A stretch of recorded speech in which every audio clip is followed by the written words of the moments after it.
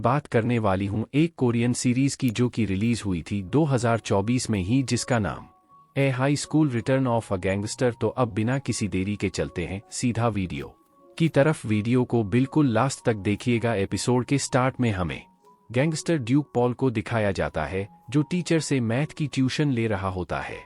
Teacher उसे कहता है कि अगर इसी तरह से चलता रहा तो तुम सीसेट एग्जाम को कैसे पास करोगे। वो एक गैंगस्टर था, उसने अपनी पढ़ाई कंप्लीट नहीं करी थी और वह मैथ में काफी कमजोर था। बाकी सारे सब्जेक्ट में उसके नंबर काफी अच्छे आया करते थे। तो इसी दौरान जक पॉल के साथ ही एक बंदे को पकड़ कर लाते हैं। टीचर यह देखता है तो वो शॉक में आ जाता है कि जिस स्टूडेंट को वो पढ़ा रहा था वो तो एक गैंगस्टर है। कंगस टीचर को जाते हुए पकड़ लेता है और तभी टकपल उससे लड़ाई करके टीचर को छुड़वा लेता है। लेकिन ये सब कुछ देखकर टीचर बेहोश हो जाता है। फिर जुक पर टीचर को हॉस्पिटल लेकर जाता है।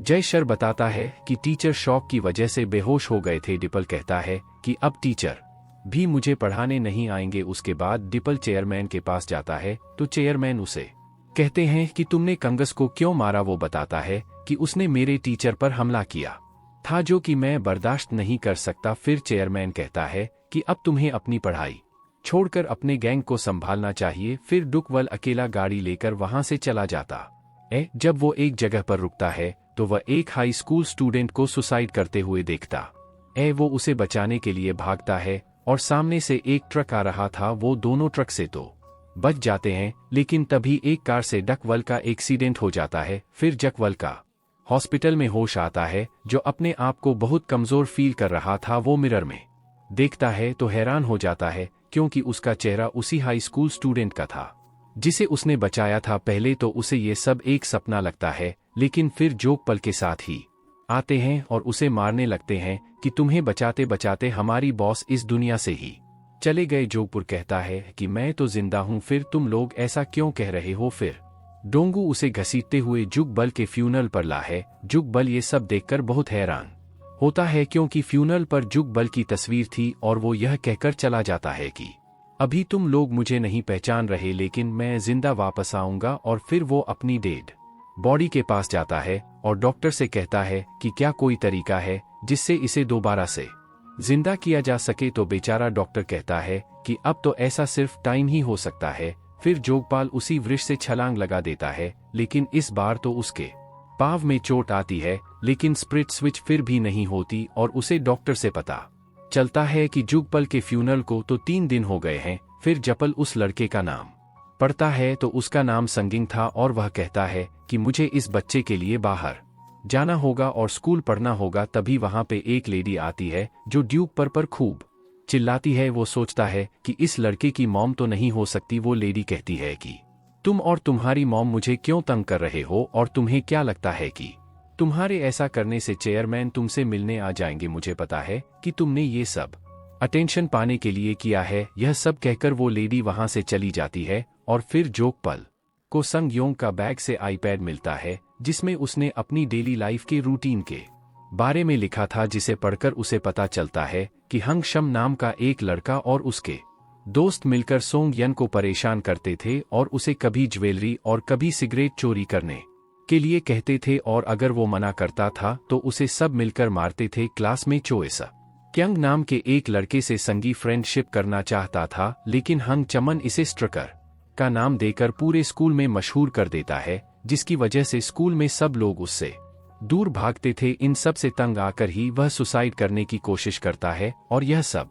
पढ़कर यकबल को बहुत गुस्सा आता है और वह कहता है कि अब मुझे समझ आ गया है कि मैं तुम्हारी बॉडी में क्यों हूं, ताकि मैं उन सबको सबक सिखा सकूं और जब तुम वापस आओ तो तुम सुकून से अपनी जिंदगी गुजार सको। इसके बाद योक पॉल सोंगी योंग के घर जाता है जहां मेटू से कहती है कि तुमने सेक्रेटरी को बता दिया है कि तू घर आ गए हो और वहीं पर सोफे पर सोंगी योंग की मॉम सोई होती है। फिर लंच के बाद ड्यूक पॉल मेट से सोंगी तुम्हारी मॉम मर जाए और वो चेयरमैन की सारी प्रॉपर्टी ले ले। तब तक बोल को पता चलता है कि सोंगी योंग ओ के कंस्ट्रक्शन के चेयरमैन का बेटा है। इसके बाद टपल अपना हेयर कट करवाता है और यूनिफॉर्म भी लेता है और मैथ की कुछ बुक्स लेने लाइब्रेरी जाता है। यहाँ उसकी टक्कर चोइस सेक योंग से होती है। ये वही लड़का था जिससे संगे योंग स्कूल में दोस्ती करना चाहता था। फिर सेक यांग उसे कुछ बुक सजेस्ट करता है। जब वो शॉप से बाहर आते हैं तो सेक यांग उसे कहता है कि तुम बड़े लोगों की तरह बात क्यों कर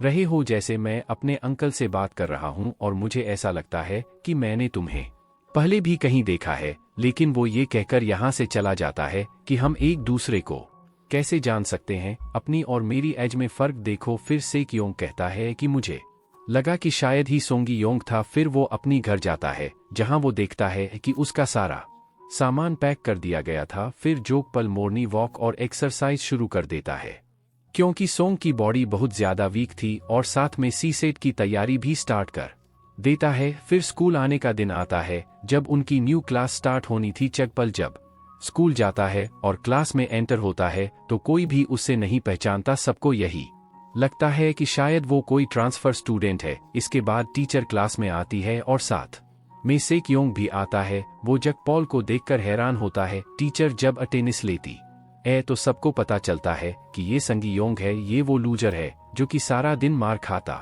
था और अपना चेहरा बालों से ढक कर रखता था। उसे देखकर सब बहुत ही हैरान होते हैं। और फिर टीचर के जाने की बाद हंग जेमिन उसके पास आता है। जपल जब उसका नाम देखता है तो वो कहता है, मैं तुम्हें बहुत ही शिद्दत से मिलना चाहता था। फिर हंग जेमिन के दोस्त जक पल को बैकयार्ड में लेकर आते हैं, जहां पर जकपल जमन से कहता है कि तुमने मुझे ब्रिज से धक्का दिया था। जमन उसे कहता है कि तुम पागल हो गए हो क्या। फिर वो लोग उसे मारने लगते हैं। जकपल एक लड़की को उठाता है और गिर जाता है और कहता है कि मुझे ये बॉडी बिल्कुल पसंद नहीं, और अगर मैं अपनी बॉडी में होता तो मैं इसे उठाकर फेंक देता।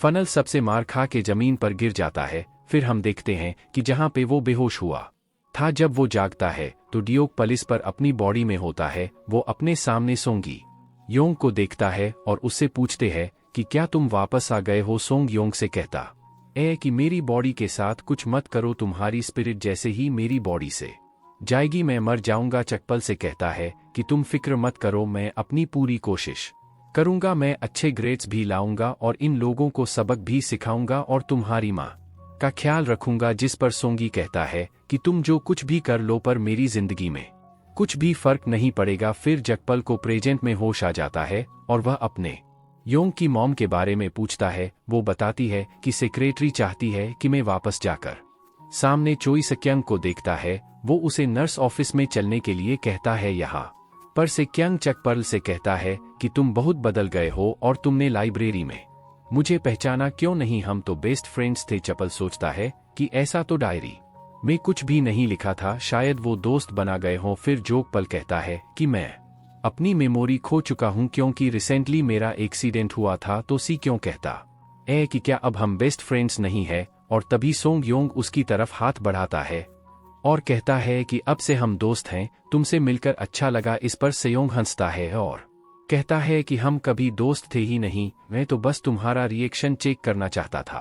और कहता है कि तुमने मुझे ब्लैकमेल किया था, वो बारिश का दिन याद करो जब तुम मेरे पास आए थे और मुझे धमकी दी थी कि तुम मेरी असलियत और असली नेचर सबको बता दोगे अगर मैंने ऐसा ना किया जैसा तुमने मुझे करने को कहा है। फिर वह कहता है कि मैं सोंग योन के असली नेचर के बारे में जानता हूं, जिसने 2 साल तक मेरी जासूसी की। फिर वो कहता है कि बेशक तुम्हारा फेस वही है, लेकिन तुम्हारी स्माइल बिल्कुल बदल गई है। तुम सोंग योंग नहीं हो, तुमने उसके साथ क्या किया है, तुम उसके ट्विन या फिर कोई रिलेटिव हो। जिस पर सोंग योंग कहता है कि अब हम सीनियर हो गए हैं, हमें इन बातों पर अपना टाइम वेस्ट नहीं करना चाहिए बल्कि स्टडी करनी चाहिए। और वहां से चला जाता है। भड़क पर अपनी की हुई सीट पर आके बैठता है तो देखता है कि उसके आसपास की सीट्स पर काफी कलर के हाईलाइट करस और स्टिकर्स थे, जबकि जोक पल के पास सिर्फ 2 कलर्स थे। जोक पल उनसे कहता है कि उसे भी वो लोग स्टेशनरी स्टोर ले जाएं। वो उन्हें अपनी गाड़ी में लेकर जाता है। पहले वो उन्हें खाना खिलाता है और फिर वो लोग स्टेशनरी लेते हैं। अब जब उपपॉल और ये लड़की आपस में बातें करती हैं तो सेके यहाँ पे आता और लड़कियां उसे बताती हैं कि देख पल बहुत अच्छा लड़का है, उसने हमें कल खाना खिलाया और हमने स्टेशनरी भी खरीदी। फिर स्पोर्ट्स के पीरियड में जुग बॉल लॉन्ग हाई जंप बहुत अच्छे से परफॉर्म करता है। इस पर सारे स्टूडेंट्स बहुत हैरान होते हैं और टीचर भी उसकी तारीफ करते हैं। अब जोक पल चेयरमैन की सेक्रेटरी को स्कूल में आते हुए देखता है। वो उससे पूछता है कि वह यहाँ पर क्या कर रही है। इस पर वो कहती है कि मैं तुम्हें बोर्डिंग स्कूल भेज रही हूँ। वो बोल उसे गुस्से में कहता है कि मुझे कहीं नहीं जाना, बल्कि इसका फैसला मैं खुद ही करूँगा। यह कहकर वह चला जाता है। सेक्रेटरी फिर गाड़ी में आकर कहती है कि अपने लड़के तैयार रखो और यहाँ पर कोई और नहीं बल्कि किम डोंग सू होता है। अब इवनिंग क्लास में चुक पॉल सेकयोंग के पास आके बैठता है। टीचर ने मुझे यहाँ पर बैठने के लिए कहा है। सेकयोंग जकब से कहता है कि तुम्हारा रियल नेम क्या है। फिर एक स्टूडेंट संगीन को करियर काउंसलिंग के लिए बुला लेता है। काउंसलिंग के दौरान टीचर उससे पूछती है कि तुमने अपना मेजर क्यों नहीं फिल किया, तुम्हारा ड्रीम क्या है। अब घर जाके जक पॉल सोचता है कि मुझे नहीं पता कि सोंगी उनका क्या ड्रीम है। वो अब पढ़ाई स्टार्ट करता है, बट उससे एक भी क्वेश्चन सॉल्व नहीं होता। तो वो सेकंग से उसे सॉल्व करने के लिए मैसेज करता है और सेक योंग क्वेश्चन सॉल्व करके उसे भेज देता है। सोते वक्त सेक योंग को वही दिन याद आता है जब सुसाइड से पहले संग यंग उससे मिलने आया था और हेल्प मांगी थी, लेकिन सेक योंग ने हेल्प करने से इनकार कर दिया था, जिस पर सोंग यंग ने कहा था कि मैं तुम्हें एक्सपोज कर दूंगा। यह सब सोचकर वो डर जाता है और दूसरी तरफ ड्यूक बल काफी एक्सरसाइज करता है ताकि नेक्स्ट टाइम वो जमन से मुकाबला कर सके। फिर दिखाया जाता है कि जंग सियोल अपने साथ जैमन और उसके साथियों को लेकर आता है और कहता है कि इन्हें भी गैंग में शामिल होना है। इसके बाद जब ड्यूक पॉल अपने घर जाता है तो उसकी मेट बताती है कि तुम्हारा फ्रेंड घर आया है, और सेकिंग को वहां पे देखकर ड्यूक पल हैरान हो जाता है।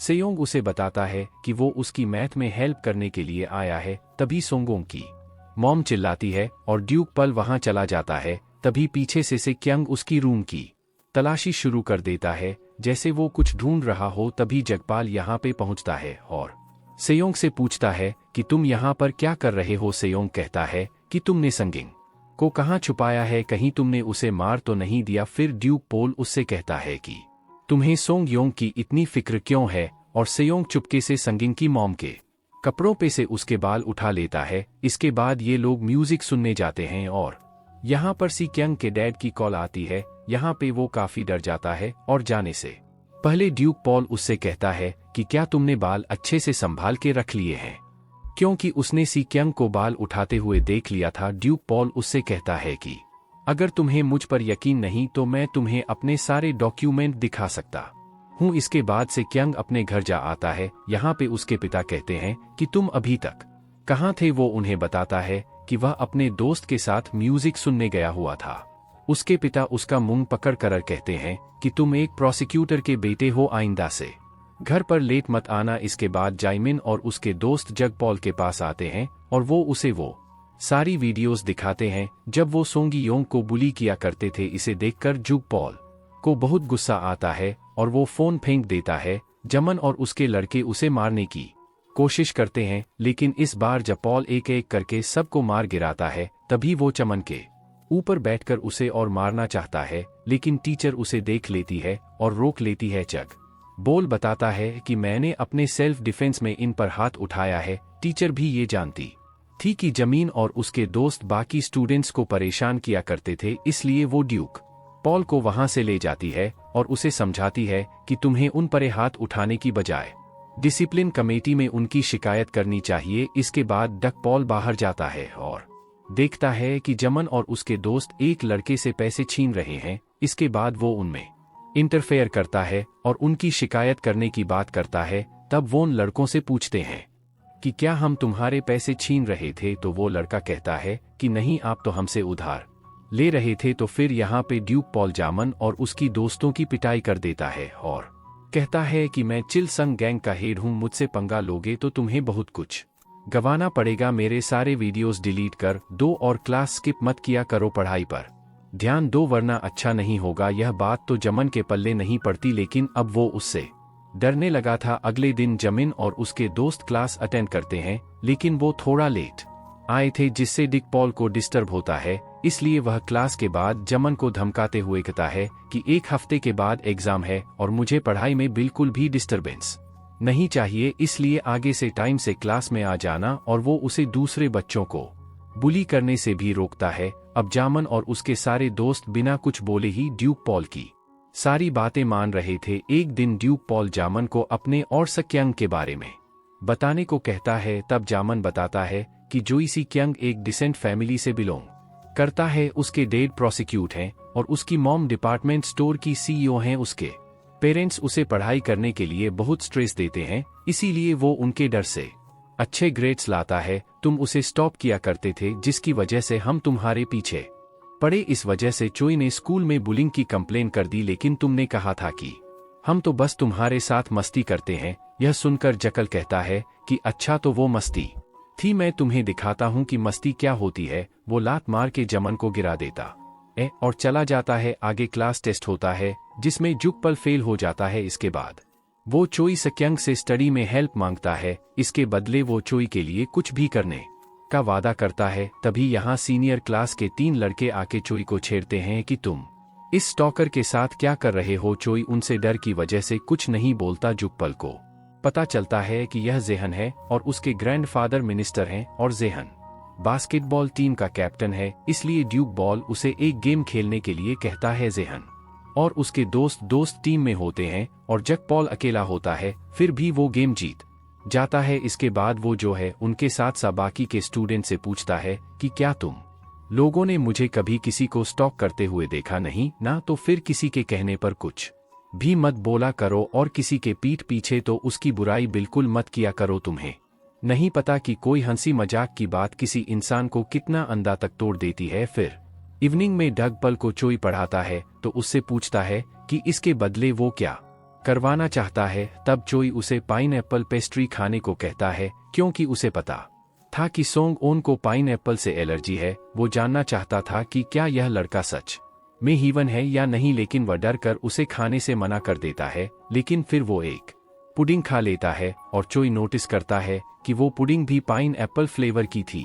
अचानक से चकल के गले में तेज दर्द होने लगता है, वो गिर जाता है। तब चोई उसे डॉक्टर के पास ले जाता है और उसका इलाज करवाता है। उसके बाद वो उससे कंफर्ट्स में मेमोरी लॉस हुआ होता तो तुम्हारी मेयर तुम्हें जरूर बताती कि तुम्हें पाइनएप्पल से एलर्जी है।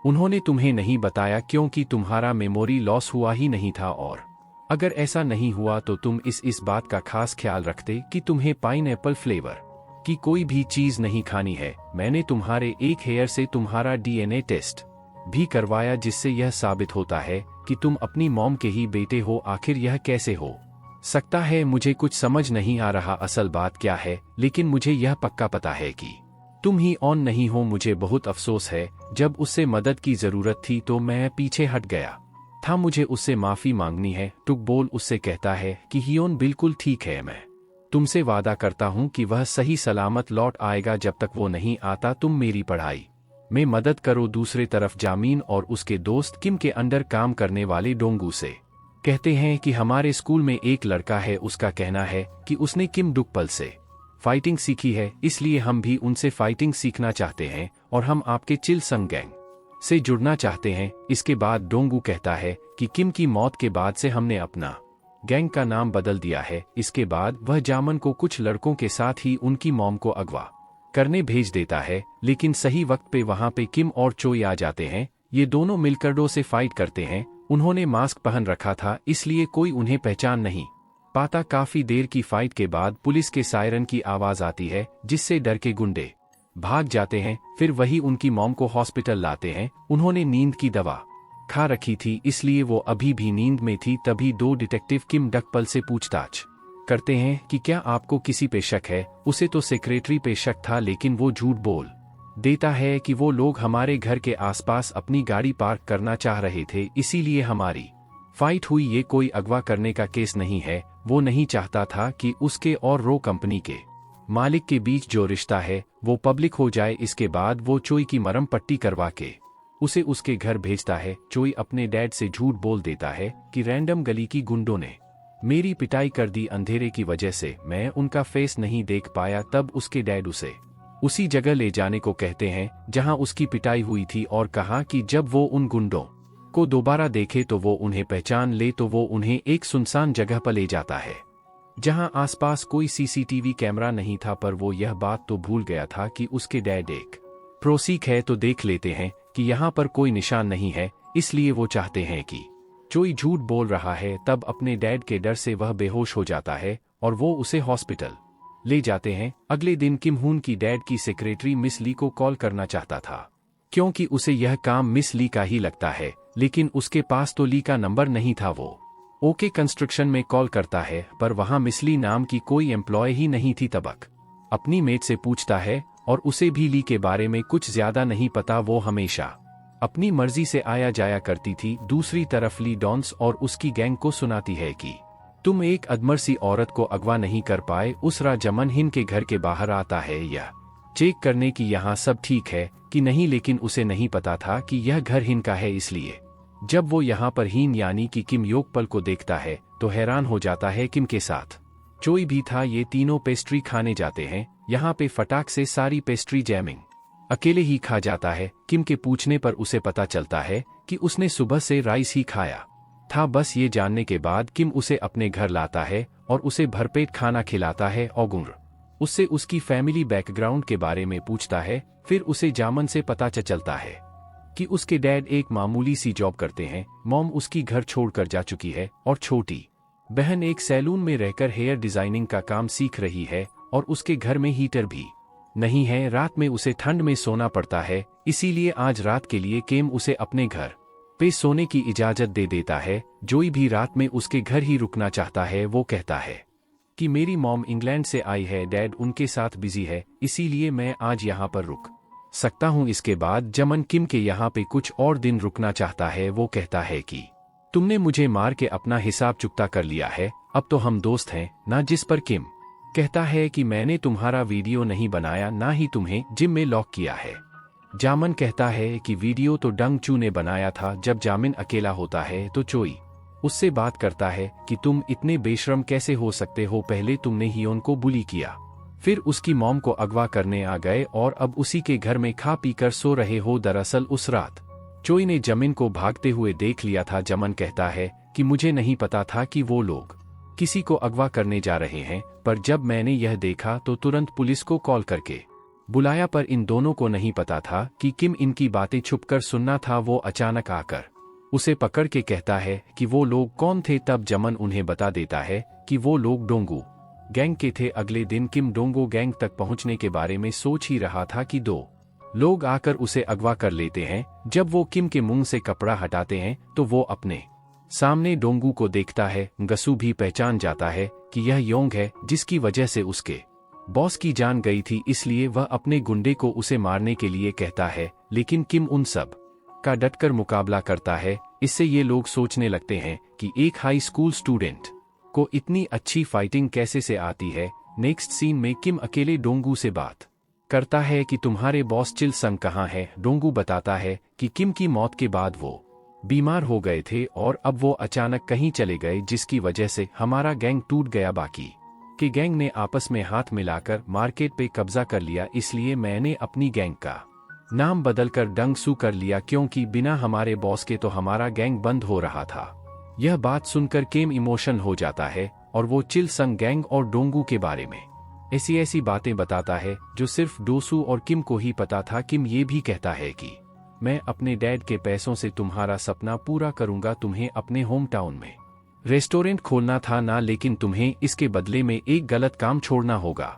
इससे डंग सो हैरान हो जाता है, मगर वो किम को वहां से जाने देता है। लेकिन इसके बाद ली उसे अपने एहसान याद दिलाती है, जब डोंगो के बॉस लसन की सर्जरी की जानी थी और उनके पास पैसे नहीं थे। तब मिसली ने सर्जरी के पैसे दिए थे और बदले में डॉक्सो को अपने लिए काम करने को मनाया था। इसलिए वो अभी उससे लास्ट चांस देती है योंग की मॉम को अगवा करने के लिए, क्योंकि वो उन्हें मारकर योंग को दूसरी कंट्री पढ़ने के लिए भेजना चाहती है। वो उसे वहां पर भेजना चाहती थी जहां पे रूड एक्सीडेंट और वायलेंस ज्यादा होता ताकि वो उसे मार दे और चेयरमैन बेई को लगे कि उनका बेटा एक्सीडेंट में मारा गया। लेके जाने के बाद डंग सो अपने खास साथी जंग को बताता है कि वो यंग को जाने से रोक नहीं पाया, उसे हमारी हर स्ट्रेंथ और वीकनेस के बारे में पता है। तब जंग को लगता है कि कहीं ऐसा तो नहीं कि हिंग हमारे बॉस किम का बेटा हो, जिसे दुश्मन उसे बचाने के लिए बॉस ने उसे छुपा कर रखा हो। इसलिए ये लोग उन पर नजर रखने लगते हैं और इस चीज का किम को पता चल जाता है। वो उन्हें कंफर्ट करता है। चोंग उसे बताता है कि हम तुम्हारे डैड से बहुत नाराज हैं, उन्होंने हमें कभी नहीं बताया कि उनका कोई बेटा भी है। क्या हमारे बॉस हम पे भरोसा नहीं करते थे? तब किम उनकी गलतफहमी को कंटिन्यू करते हुए उन्हें अंकल कहने लगता है। इसके बाद जब वो अपने घर जाता तो उसकी मॉम पागलों की तरह हरकतें कर रही थी क्योंकि उनकी दवाइयां खत्म हो गई जो मिसली उन्हें देती थी, लेकिन अब मिसली ने यहाँ आना बंद कर दिया था, इसलिए उन्हें वो दवाइयां नहीं मिल पा रही थी। तब वो उन्हें समझाता है कि मिसली नहीं आने वाली, लेकिन मैं आपकी दवाई या फार्मेसी से ले आता हूँ। जब वो दवाई का खाली डिब्बा लेकर फार्मेसी जाता है तब उसे पता चलता है कि ये तो काफी स्ट्रांग दवाई है, इसके काफी साइड इफेक्ट होने के साथ साथ ये काफी एडिक्टेड भी है, यानी कि इसकी आदत लग जाती है। इससे किम को पता चल जाता है कि मिसली ने जानबूझकर ये दवाइयां हियों की मॉम को खिलाई ताकि वो पागल हो जाए। इसलिए वो डंग सू को कॉल करके कहता है कि मिसली तक कैसे पहुंचा जा सकता है। वो जवाब देता है कि वो खुद हमसे मिलने आती हैं, हमारे पास उन तक पहुंचने का कोई जरिया नहीं है। लेकिन उसी दिन मिसली डोंगू के पास आती है और अपना काम कंप्लीट करने को कहती है। तब वो बता देता है कि हुन हमारा नेफ्यू है, इसलिए हम उसे नुकसान नहीं पहुंचाएंगे, और रही बात तुम्हारे एहसान की तो उसी की वजह से हम आज यहाँ से तुम्हें सही सलामत जाने दे रहे हैं। हमारा नेफ्यू तुमसे मिलना चाहता है, 3 दिन का हम वक्त देते हैं तुम्हें, तुम खुद जाकर उससे मिलोगी। इसली को बहुत गुस्सा आता है। जब वो बाहर निकलती है तो देखती है कि डोंग चल और उसके दोस्त आपस में बातें कर रहे हैं कि उस रात डोंगो गैम ने जमन को उनकी मम को अगवा करने के लिए भेजा था। तब मिसली उनके पास जाती है और उसे पूछती है कि तुम्हें ये सब कैसे पता। तब वो बताते कि हन हमारा क्लासमेट है। अगले दिन जब किम क्लासरूम में जाता है तो उसे पता चलता है कि चोई की डैड ने उसके खिलाफ पुलिस कमेटी में शिकायत की है कि वो चोई को bully करता है। साथ ही डंग चोल और बायल ने मिसली के कहने पे न के खिलाफ पुलिस में बुलिंग की कंप्लेन की थी। इससे किम हैरान हो जाता है, लेकिन जब चोई स्कूल आता है और उसे जब पता चलता है कि मेरे डैड को मेरे और हुन की दोस्ती पसंद नहीं थी, इसलिए उन्होंने हपे झूठा कंप्लेन कर दिया, तो उसे हुन की बहुत फिक्र होती है। यन पहले से ही अपनी मॉम और उन गुंडों से परेशान था, अब चोई उसे और परेशान नहीं करना चाहता था, इसलिए वो अपने डैड के खिलाफ जाकर हियोन के ऊपर की गई कंप्लेंट को वापस ले लेता है।